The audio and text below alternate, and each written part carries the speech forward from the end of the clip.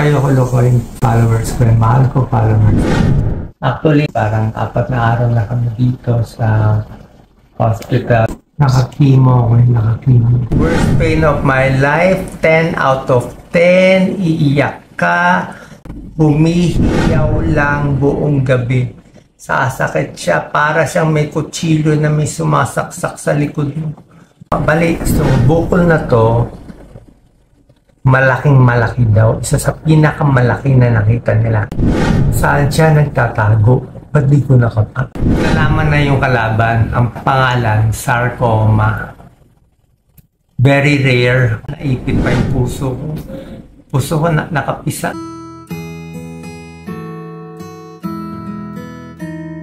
Magandang araw po. Okay.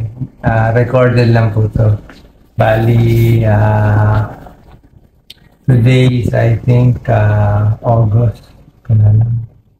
Thursday ngayon, Thursday, August 29. August 29, Thursday.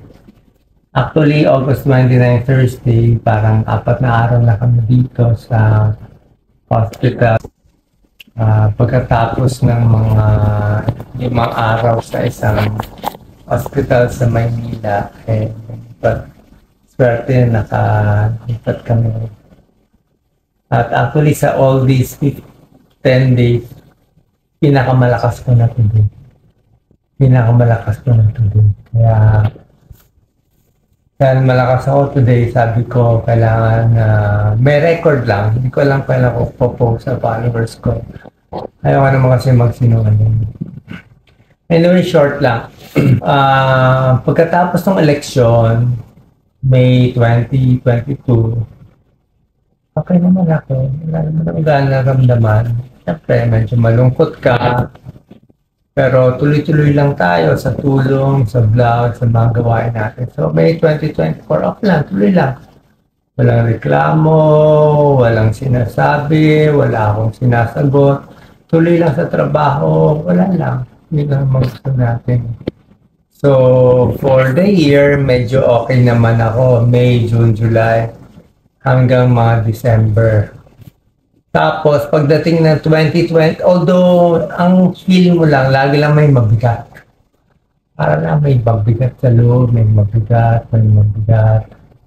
Para may madilim, may mabigat. So, pagdating ng mga 2023 na, mga April, okay naman, tuloy-tuloy pa rin tayo sa gawain natin. Meron tayong projects sa Birchtree Advance, yung sa Century Foods. Century Foods, sila yung magawa ng Century 2 na may charity work tayo sa kanya. Every month, 2 beses punta tayo sa mahirap na lugar. At nagtatalk kami ni Doc Lisa, nagbibigay ng libre Birchtree Advance, yung mga nutritional drink pampalakas. Wala po kaming talent dito, libre lang. Gusto ko lang tumulong. Pero wala kasi ako pambayad para makakuha ng crowd, makatulong. Mahal mag-medical mission. So sila nagbibigay. Pero napansin ko na mga 2023 na, mga April, medyo hirap na ako mag-medical mission. Pag mainit, ayoko na mainit. Hindi ko na kaya sa mainit. Parang may hingal, may pagod, paglulun ko parang ayaw na. Kaya mapapansin nyo yung mga vlogs ko nung mga 2023, parang ang tips ko lagi, palapit sa edad 60. Yung Thomas na nagkakaedad, nangihina, nahihilo, nagmamanas, di ba? Yan naman, namamaya, nawawala yung muscle, lumiliit ang mga kamay. Ini-expect ko, ano lang to, aging. At pagdating ng October 24, 2023, bali wala pang 1 year ago, doon ako nag 60th birthday, senior ako. Wala pa ako gano'n naramdaman, pero nung birthday ko, around 8 months ago, doon ako nakaramdam ng back pain. Matagal na ako may back pain, matagal na ako masakit ng likod, pero this time, biglang may masakit banda dito sa taas. Taas ko lang to. Ito mga butas to ng mga biopsy. Biopsy 1, biopsy 2. Unang biopsy sa baba, itong biopsy dito. Dito pinakamasakit. Mga T10. T10, thoracic 10 dito. Thoracic 10. So, dyan sa part na yan, may masakit at hindi na hindi ako makahiga sa gabi. Paghiga ako sa gabi, sasakit yon. Upo ako, bumili ako ng Lazy Boy. Lazy Boy, makakatulog ako. Ganito, makakatulog ako. Pero nung October 2023, pag finalat mo ako, sasakit siya siguro for mga 1 hour, 2 hours, parang nag-spasm siya. Pero pag tinulugan mo, okay lang. Pag tinulugan mo siya, kaya. So that's 8 months ago, 8 months, siguro maybe up to a year ago, doon ko napansin, pag humiga ako, masakit. Kaya ko na lang humiga sa isang gabi mga 2 hours or 3 hours. Or pag antok na, nakakahiga ako. Pero pag higa ako, masakit dito. Pero isip ko, muscle pain lang yan. Matigas yung kama mo. Palitan mo yung mattress mo. So, sakit siya na sakit. Ginagawa ko, pinapamassage. Masahe lang, pampalambot, stretching, ganyan. Wala naman eh. May ultrasound pa ako ng tiyan noon. 1 year ago, okay naman. Blood test, okay naman. Walang na ano. Diba? Walang nakikita. Pero ang nagtataka ko, yung back pain ko, bakit tumaas? Dati ang back pain ko dito lang sa baba. Nagtaka ako, yung back pain ko biglang tumaas dito. Medyo lumayo. Sabi ko, baka nagbago yung kurba ng likod ko. Baka ito kasi lumubog eh. Ito, bigla siyang lumubog. Ito biglang lumundo. Sabi ko, bakit ganun? So, mga 1 year ago na nga na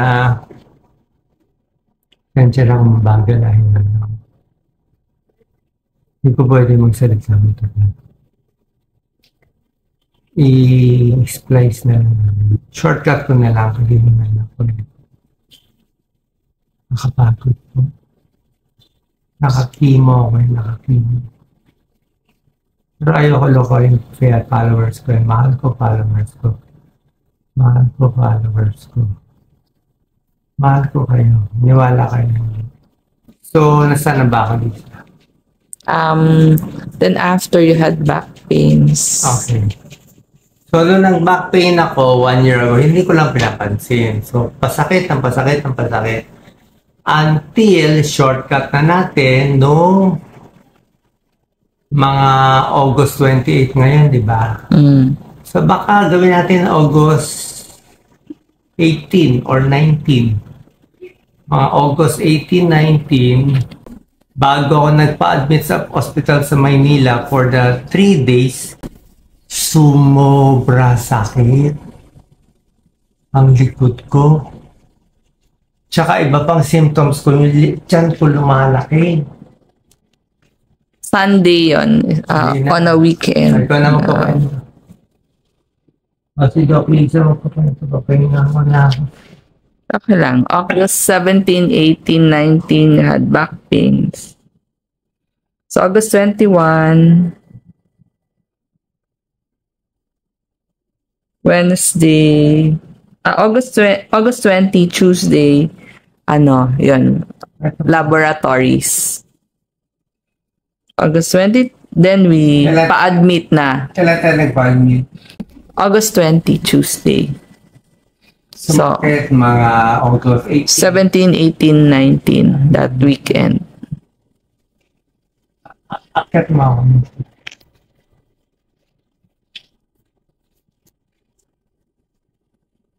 Handa lang ang hilo ko.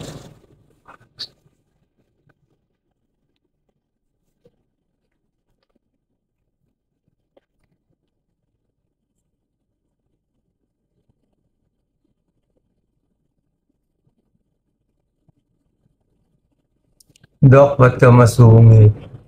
Mga masungit, masakit eh. May wag niya naisipan ng masama ang taong okay.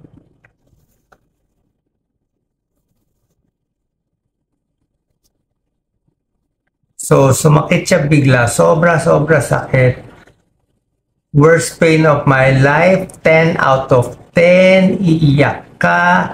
Lahat na ng buong gabi walang tulog. Mula pag upo sa lazy boy sa gabi hanggang sumikat ang araw, walang tulog. Nakaupo. Dasal ng dasal. Humihiyaw lang buong gabi. Sasakit siya para siyang may kutsilyo na may sumasaksak sa likod mo. Saksak, saksak, saksak. Ito. Saksak, saksak, saksak. Ito. Di mo alam anong position. 3 days. Kala ko spasm, body spasm. Kasi wala makita sa labas. So, 3 days, sobrang pain. Sabi ni Doc Lisa, no choice. Dali sa hospital. Dating doon, shortcut ko na lang. May mga test. Nakita na yung kalaban. Nakita yung kalaban. Ang kalaban natin ay wala pang pangalan nung una. Bigay ko na yung pangalan. Pero wala pang balik. So, bukol na to, malaking malaki daw. Isa sa pinakamalaki na nakita nila. Mga 16 centimeters. Kanyang kalaki. Saan siya nagtatago? Ba't di ko nakapa? Kung ito ang spinal cord sa likod, ito yung harap, tiyan. Ito, spinal cord. Spinal column. Spinal column, puso. Esophagus, puso, buto, dibdib, harap. Okay, dibdib, harap, puso, esophagus, artery vein, liver, spinal column, gulugod sa likod. Nagtago siya sa gitna ng harap ng gulugod, dikit sa puso. Okay, so dito siya, lumaki hanggang 16 centimeters. Hindi mo makakapa sa likod, sakto siya. Hindi mo makakapa sa harap, dito lang, lumalaki na siya dito. Lahat naman ng lalaking iba manginginom, syempre lumalaki yung tiyon. Hindi mo makakapa, ito kapay mo. Can't feel it. Kasi may fat eh. So paglaki niya dyan, inipit niya esophagus, inipit na niya ngayon yung artery, inipit na niya yung inferior vena cava, magang-maga na yung pako. Ito, less na to Nagbawas na to. Bawas na to. Pero ito, maga to lahat. Maga. Natanggalan na ako ng mga 4 na litro. Pero paga pa ako. So, ganun na niya. So anyway, nagtago siya doon, inipit na lahat. Yung mga dugo ko dito sa paa, hindi na maakyat sa puso. So, pasalamat ako. Barado na ito eh. Ayun eh. Barado na siya. Hindi niya nakita. Dahil dyan, ang akyat ng dugo ko sa azygos veins. Alam ko ng doktor. Ralin yung azygos veins. Barado, inferior, pati superior vena cava ko. Ito ba galit? Hindi masyado today. Nag-jaundice ako nanilaw ako. Magaling na, medyo gumaling kasi today kaya hindi nyo na makita. Nakita nyo na lang huling symptoms. Pakita mo itong maugat ko dito, Lisa. Kita ba nila? Oh, that's to. Ano? Galit na galit. Oh. Hanggang likod pa. Ito mo. Yung mga ano, hindi siya pasa ugat-ugat. Salina. Ito nyo. Yes. So, dyan na lang dumadaan. Anyway, shortcut. Ang laki-laki na niya. Tsaka ko na lang kwento nangyari. Pero, hindi na kaya sa Pilipinas. Malilate ako sa Pilipinas. Yung biopsy results ko sa Pilipinas, I have to wait 1 week or more. Kasi maraming holiday. 4 na holiday. Hindi na ako abot. Feeling ko talaga noon, mabuhay lang ako hanggang next 24 hours masaya na ako. Isip ko talaga mamatay na ako. At sa tingin ko mamatay na talaga ako kung wala nangyari. So, swerte lang nakapunta ako dito. May makaawa isang kaibigan ng kaibigan. Pagpunta ko dito, sa loob ng isang araw, grabe. Umaga, PET scan, biopsy, tanghali. Kinabukasan, may resulta na. 3 CT scan, CT angio, ang bilis. Doktor, lahat nandito. Hindi ako special case. Hindi ako special case dito. Hindi VIP. Hindi ako VIP dito. Nagmamakaaw. Nasabi pa ng doktor, parang hindi siya tumatanggap ng new cases eh. Meron lang nakiusap sa kanya na pag ginamot mo tong taong to, hindi lang siya bubuhayin mo, marami siyang bubuhayin. Sabi niya. Siguro naawa lang sa akin. So, gano'n. Ang bilis. Ang bilis. Kasi talaga focus. Ano yung bukol. Anyway, dumating kami dito Sunday night, Monday mga test, Tuesday yung result, biopsy next day. Kuha agad. Tapos pinadala pa dugo ko for genetic testing abroad. Nalaman na yung kalaban, ang pangalan, sarcoma. Very rare, marami tayong sarcoma sa atin. Pero yung ganitong sarcoma nagtatago na very aggressive, very big, na inipit na ang liver, ang inferior vena cava, lahat. Kala mo, nasa loob pa ng inferior vena cava, naipit pa yung puso ko. Puso ko, nakapisa yung right atrium. Kaya siya rare because galing sa nerves. Galing sa nerves. Yun yung nagpa-rare sa kanya. Galing sa nerves at wala akong risk factor. Tsaka wala kaming laya. Tsaka hindi lang yun, nagtago. Salbahe. Hindi ko sabihin salbahe. So, nagtago siya. Malaki. So, pag doon anytime will die, dito siguro we'll see. Pero ako kahit ano naman mabuhay, hindi mabuhay, okay na sa akin. At least, sabi ko sa inyo, hindi ako nasistong mali. Wala akong tinatago. Ba't ako tatago? Saan ko nakuha to? Tingin ko stress. Kaya kayo, huwag kayong magbabasa ng comments sa Facebook. Na-stress ako sa mga comments. Na-stress ako sa mga bashers. Kahit konti na na-stress ako. Na-stress ako kasi hindi tunay lahat ng sinasabi. Kaya sobrang akong kayong mahal. Sobrang mahal ko ang Pilipino. Sobrang mahal ko magpamahirap. Tapos sasabihan nila na hindi ako na ginagamit ko lang, loko ko. Anyway, wala naman ako. I'm out already at natin. And nilungkot ako. Una, pero hindi. Kaya nga ako na. May purpose pa ang Diyos. May purpose pa ang Diyos.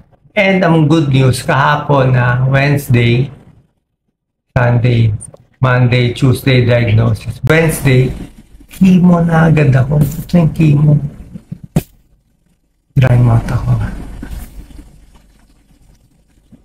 Nag-chemo na agad ako. Pa-video ako, makakalpo daw ako eh. Maganda kita niyo may buhok. Chemo ko. 3 days chemo. I wait 3 weeks. 3 days chemo. Pray. Nagagaling. Pero sabi ng doktor ko itong sarcoma, mahirap na kalaban. isa sa pinakamahirap na cancer na kulang ang research, kulang ang bagong gamot. Medyo miracle. Medyo miracle dapat. Dapat labanan daw ang cancer. Sabi niya, kainin mo lahat ng gusto mo. Kumain ka ng steak, kumain ka ng protein, nawalan ka ng protein. Itlog, kalimutan mo na yung diet. Okay, sorry kung mali na si payo ko before. Actually, okay naman payo ko nagda-diet eh. So, pwede ka mag-protein, mag-chicken, mag-ano. Pero hindi ako pwede kumain marami, mabobondat ako. And that's it. First chemo, second chemo today, tatanggalin nila tubig ko. Side effect ng chemo, hingal. Even without chemo, hingal. Marami pa, suka. Mahirap. Na-experience ko lahat ng experience ng mga kababayan natin, lalo ng mayaman na mahirap. Pero usually, mahirap ang maabot ng ganitong series. Sabi ng doktor ko, wala siya nakitang ganyang kalaki. Ganyang kabilis lumaki. Galing magtago. Ang naughty nitong ano mo. Sarcoma. Marami ko nakitang vision. Kung naniniwala kayo. Kaya ako happy. Malukha ba akong malukot? Alam ko may Diyos, alam ko may purpose buhay ko. Gagaling ba ako? Hindi, I don't know. I don't care if I get well or not. Basta, ito na panaginipan ko ng kagabi. Ito nangyari kahapon, ito nangyayari ngayon. Para tayo nasa simulation. Yung kahapon di na mababago. Yung ngayon mababago pa eh. Importante, choices ninyo. Free will. Maging mabait o hindi. Magpatawad, hindi. Tumulong, hindi. Kung desisyon nyo masama, tuloy-tuloy sa masama. Pati anak nyo apektado. Pag desisyon nyo maganda, mabait, matulungin, I love you all. Hindi to biro. Mahal ko talaga yung tao. Babae natin. Hindi ko pwede sabihin dati. Mukha akong tanga. Sasabihin ko. Pero ngayon may sarcoma na ako. Pwede ko na sabihin. Okay. Salamat sa lahat ng mga tumulong na dasal, very important. More prayer. Pero hindi naman ako inisip ng isa. Gusto nyo lang pagdasal. Ayun na po. Mahal kong followers, kung mag-iiyak ko masyado. Sana mag-ayos-ayos sa pamilya, love, forgiveness, compassion, and huwag magalit. Ayusin ang sarili. Sabi ko nga, kaya ilalaban tayo eh. Sabi ko sa doktor, Dr. Ang, I'm ready to fight. Sabi ng doktor ko, may cancer ka, fight with me. Parang Pacquiao versus Marquez fight. Palakas ka. Tayo si Pacquiao, palakas ka. Kumain ka na marami. Palakas ka kasi may chemo ka eh. Marami kang chemo. The chemo kills the bad cells and part of the good cells. Palakas ka, positive lang. Walang negative ha. Walang negative, puro positive lang. Okay, malungkot ako hindi. Swerte nga ako, may asawa ako nagbabantay. Swerte ako, may anak ako, panganay, si Angelica, Jelly, si Catherine, si Yenya na mahal ako. Binabantayan ako. I'm so blessed. I'm so blessed. Is this negative or positive? Negative, may bukol. Pero positive, naging close sa akin dalawang anak mo. Na dati may barrier kami. Pamilya ko naging close.